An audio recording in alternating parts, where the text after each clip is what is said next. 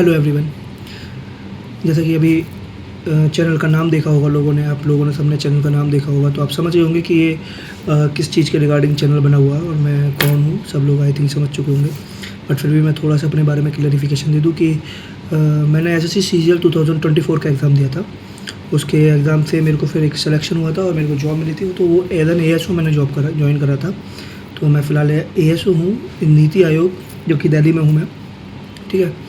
तो इसी बारे ये मेरा एक फ़र्स्ट वीडियो है एक यूट्यूब पर। मैं यूट्यूब स्टार्ट करने वाला हूँ और यूट्यूब स्टार्ट करने का जो मेन रीज़न बन रहा है वो मेरा यही है कि जो मेरा इंस्टाग्राम है या मेरी व्हाट्सअप है, मेरा एफबी आईडी है, उस पर मेरे को इतने सारे डीएम्स आ रहे हैं, इतने सारे मैसेजेस आ रहे हैं कि इंग्लिश कैसे इंप्रूव की जाए, रीजनिंग कैसे इंप्रूव की जाए, मैथ कैसे इंप्रूव की जाए, या हम जो कि सीजीएल में सबसे ज़्यादा हार्डेस्ट टॉपिक है वो है जीएस। तो सबसे ज़्यादा मेन जो लोगों के क्वेश्चन आ रहे हैं वो जीएस के रिगार्डिंग आ रहा है कि सर हम जीएस कैसे कवर करें, जीएस में एटलीस्ट 50 में से प्री में कैसे हम 30 का स्कोर कर सकते हैं, 25 का स्कोर कैसे कर सकते हैं, जो कि मेरा 30 कर रहा था, कम से कम मेरा 28 था 50 में से, तो कैसे हम लोग कर सकते हैं। और दूसरी चीज़ जो सबसे ज़्यादा आती है वो इंग्लिश में आती है। तो जैसा कि सभी लोगों ने मेरे को बताया है, और मैं खुद एक हिंदी बैकग्राउंड से रहा हूँ। मेरा इंटर एक बहुत सरकारी स्कूल से बेसिक रहा है, उसका ग्रेजुएशन भी मैंने अपने यहाँ लोकल से ही की है, तो ज़्यादा मेरा इंग्लिश में कोई हाथ नहीं था। तो जब मैंने पहली बार मॉक लगाया था इंग्लिश में, तो मेरे 50 में से एटलीस्ट कुछ ज़्यादा मार्क्स थे नहीं। मेरे को याद है बहुत अच्छे से कि मेरे 50 में से आउट ऑफ 50 10 to 15 मार्क्स थे मेरे को जहाँ तक याद आ रहा है कि मैंने शायद फर्स्ट मार्क में 20 रहे होंगे, इससे ज़्यादा मार्क्स नहीं आए थे मेरे। और 2 महीने तक स्टार्टिंग तक मैं ऐसे ही रहा, 10, 12, 15, 20, बस इससे ज़्यादा मेरे कभी मार्क्स इंग्लिश के मॉक में नहीं बन पाए। लेकिन अब जब मेरा सिलेक्शन हुआ था और मैंने मेरे सिलेक्शन में जो आपका 135 नंबर का मार्क्स का पेपर होता है मेंस का, तो उस 135 मार्क्स में से मैंने 131 का स्कोर करा था। तो ये एक मेरे को पता है कि आप कैसे 12 नंबर, 15 नंबर, 20 नंबर से लेकर आप 131 तक ग्रोथ कर सकते हैं। तो क्योंकि मैं खुद एक हिंदी मीडियम से रहा हूँ, तो मेरे को बहुत अच्छे से पता है कि आप लोग कहाँ से कहाँ तक जा सकते हैं। तो मैं थोड़ा सा अभी फर्स्ट वीडियो है, तो मैं इसमें आपको अपने साथ मेरा जो मेंस का स्कोर रहा है पूरा ओवरऑल, मैं वो आपको क्लैरिफाई कर दूँ।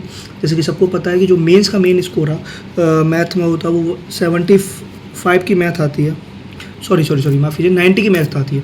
तो 90 की मैथ आती है, तो उसमें मेरा 90 में से 86 रहा था। रीजनिंग में मेरा 90 आउट ऑफ 90 रहा था। इंग्लिश में मेरे 135 में से 130 बन रहे थे।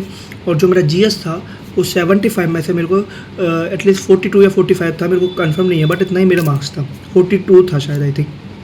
तो मेरे मार्क्स रहे थे। तो मेरे को पता है कि भाई आप रीजनिंग में कैसे अपने आप को कवर कर सकते हो।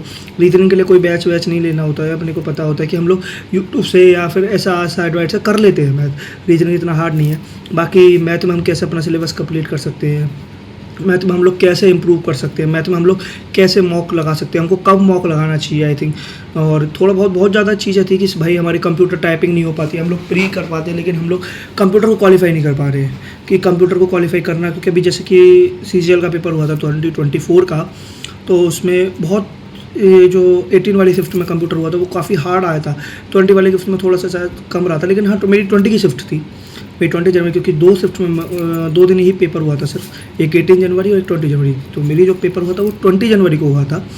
तो कंप्यूटर हार्ड आया, मेरे कंप्यूटर में 30 मार्क्स थे, तो क्वालिफाई करा था मैंने। और मेरा जो एरर बना था वो 4 पॉइंट कुछ समथिंग का था। तो कंप्यूटर की टाइपिंग आप कैसे, वो टाइपिंग में मैं बता सकता हूँ जब आप प्री देंगे तो कि कैसे इंप्रूव करते हैं हम लोग टाइपिंग। क्योंकि मैंने एटलीस्ट प्री के बाद ही टाइपिंग की थी, तो मैंने 1 महीने में अपनी टाइपिंग बहुत अच्छे से इंप्रूव कर ली थी कि हाँ, मैं 1%, 1.5%, 1.9% से ऊपर कभी एरर मेरा बना नहीं। वो वहाँ पे जब आप बैठते हो पेपर में, तो क्या होता है कि आप लोग मेंटली प्रेशर नहीं झेल पा रहे, तो इस वजह से मेरा थोड़ा सा वो चीज़ें निकल गई थी बाहर। तो मेरे से एक लाइन मिस हो गई थी, जिस वजह से मेरा 4 पॉइंट कुछ समथिंग का एरर बन चुका था। तो 80 या 80 कुछ मेरा एक्स्ट्रा वर्ड टाइप हो गए थे, बट कोई नहीं, वो एक अलग चीज़ थी, वो मेरे साथ हुई थी। लेकिन हाँ, मिस हैपन था मेरे साथ, बट कोई नहीं, आप लोग यदि कर रहे हैं तो ऐसा कुछ नहीं होता कि हर किसी के साथ ऐसा हो। और सबसे बड़ी दिक्कत जो आती है वही वो करंट अफेयर्स, हम लोग कैसे कवर कर सकते हैं करंट अफेयर, तो हम लोग इस पर भी बात करेंगे। तो बस ये मेरा फर्स्ट वीडियो है, तो मैं इस फर्स्ट वीडियो में अपने आप को थोड़ा सा इंट्रोड्यूस करना चाहता हूँ आप लोगों के बीच में कि हम लोग कैसे कर सकते हैं। अब रही बात कि भाई हम आपको कॉन्टैक्ट कैसे करें, तो कमेंट सेक्शन सबके लिए ओपन होता है, आप कभी भी कमेंट कर सकते हैं किसी भी चीज़ को। आपको कोई भी लग रहा हो कि हाँ भाई हमको ये टॉपिक कवर नहीं हो रहा, हमको रीजनिंग में ये टॉपिक समझ में नहीं आ रहा, हमको मैथ में ये टॉपिक समझ में नहीं आ रहा, तो हम इस चीज़ के कर सकते हैं। क्योंकि अब देखो, मैं बहुत लेट आ रहा हूँ इस यूट्यूब चैनल पर, तो हम 2025 को लेकर तो मैं कोई बात नहीं करना चाहूँगा आप लोगों से, बट हाँ मैं थोड़ा सा एंड में ये बता सकता हूँ कि लास्ट मोमेंट रह गया, 1 महीना रह गया जैसे कि, तो हमको क्या क्या रिवीजन करना चाहिए। तो एज अ यदि मेरे पास कमेंट सेक्शन में ये चीज़ें आती है कि भाई अब आखिरी के मंथ बचे तो हमको कैसे इंप्रूव करना चाहिए, तो मैं हाँ एक शॉर्ट वीडियो या एक छोटी सी वीडियो इस चीज़ के ऊपर भी कर सकता हूँ। लेकिन अभी फ़िलहाल मैं जो बात करूँगा इस चैनल के ऊपर वो 2026 को लेकर टारगेट करूँगा कि हम 2026 का एग्ज़ाम किस तरीके से अच्छे से कर सकते हैं कि जिससे कि फर्स्ट अटैम्प्ट में आपका एग्ज़ाम हो जाए। क्योंकि मैंने सिर्फ 1 साल प्रिपरेशन करा था, मार्क माय वर्ड, मेरा केवल 1 साल का प्रिपरेशन था, और 1 साल के प्रिपरेशन के बाद मैंने सिर्फ मेरा फर्स्ट अटैम्प्ट, तो फर्स्ट अटैम्प्ट में मेरा CGL हो गया था।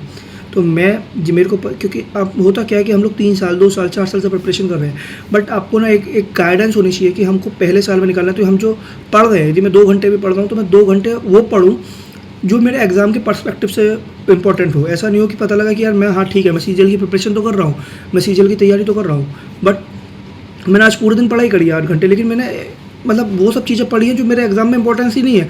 तो मेरे को तो लग रहा है कि हाँ मैंने पढ़ाई की है, लेकिन आज की कंडीशन के हिसाब से क्या वो इंपॉर्टेंस रखती है। मेन टॉपिक यहाँ पर आ जाता है कि आपने 8 घंटे तो पढ़ाई कर ली, लेकिन पता लगा कि आपका 8 घंटे भी एग्ज़ाम में इंपॉर्टेंट नहीं बना पा रहे हो आप लोग। तो वही चीज़ थोड़ा सा हम इसी वीडियो के माध्यम से चलेंगे कि आप लोग यदि कुछ गलत कर रहे हैं तो उस चीज़ को करें। बाकी मैं अपने इंस्टा की आईडी आपको यहाँ डिस्क्रिप्शन में लिंक में लगा सकता हूँ, आप लोग आराम से उस इंस्टा पर जाइए, आप लोग आराम से उसमें DM कीजिए।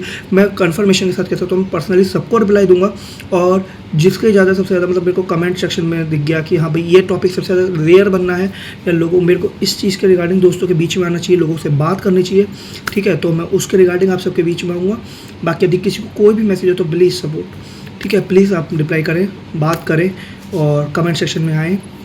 बाकी आपका कोई भी भाई है, बहन है, कोई भी आपका, आप उसके साथ ये चैनल शेयर करिए, ठीक है, आप उसके साथ आइए और इस चैनल को सपोर्ट दीजिए, प्यार दीजिए। तो हम 2026 को अब टारगेट करते हैं कि हम फर्स्ट अटैम्प्ट में SSC CGL, SSC CGL और SSC MTS जो कि 3 एग्जाम होते हैं, तो हम उसमें से 2 को टारगेट करेंगे, या तो CGL क्रैक करें या CHSL क्रैक करें।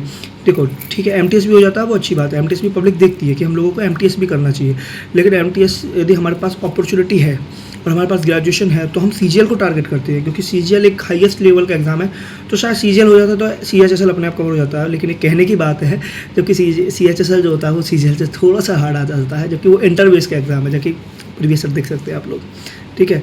तो मैं यहाँ पर बात करूँगा आप सबके साथ, आप सबके बीच में रहूँगा कि प्रीवियस ईयर पेपर कैसे सॉल्व आउट करें, कौन से मॉक लगाने हैं, कब मॉक लगाने हैं, कौन से वाली चीज़ पढ़नी है, और इंग्लिश में अनसीन पैसेजेस कैसे करने हैं, क्लोज टेस्ट कैसे बनाने हैं, मैं सबके साथ आऊँगा आप सबके बीच में, ठीक है। तो इस चैनल पर प्यार बनाएं, अपना सपोर्ट दें, बहुत ज़्यादा शेयर करें, इस चैनल पर सब्सक्राइबर्स बढ़ाएं और लोगों के बीच में फैलाएं, जिससे कि वो लोग गाइड ले सकें, ठीक है। Okay, thank you so much, आज के लिए इतना ही, बस राधे राधे।